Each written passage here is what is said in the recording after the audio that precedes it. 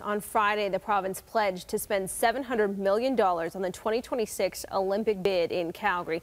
That's about $300 million less than the city was hoping to get, and it comes with conditions. Finance Minister Joe Ceci says the money will be handed over only if there is a successful bid, if there's an acceptable level of transparency, and if Calgarians vote yes in the November 13th plebiscite, which will ask Calgarians if they want to see a bid go ahead at all. This is where we bring in Danielle Smith from Global News Radio 770 CHQR to continue the conversation.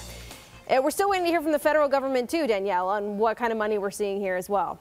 Yes, but I think it's a setback for the yes side that the province is coming in with less than they had hoped for. Because if the province does not meet $1 billion commitment, that extra money, $300 million, has to be picked up by someone, and the someone is Calgary taxpayers. And that's what Calgary taxpayers have been worried about all along, is that everybody wants to see an Olympics in Canada. If you do the polls, especially if you look at the national polls, people think it's a wonderful idea, but nobody really wants to pay for it.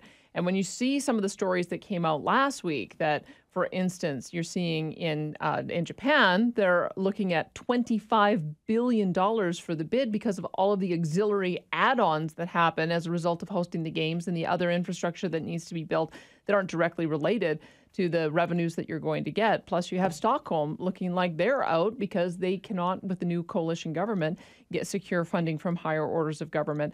And then the problem in Italy with one of the three Tri-City bid pulling out, and it looking unlikely that the Italian government is going to support that. So does Calgary really want to win by default because nobody else wants to do it? And I guess the bigger question is, why does nobody else want to do it? So we're going to talk to the yes side and the no side today and see whether or not the yes can put a positive interpretation on the fact that the province is not willing to pony up $1 billion.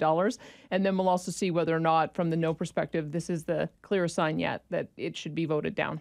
And the conversation continues. Thanks for this, Danielle. My pleasure.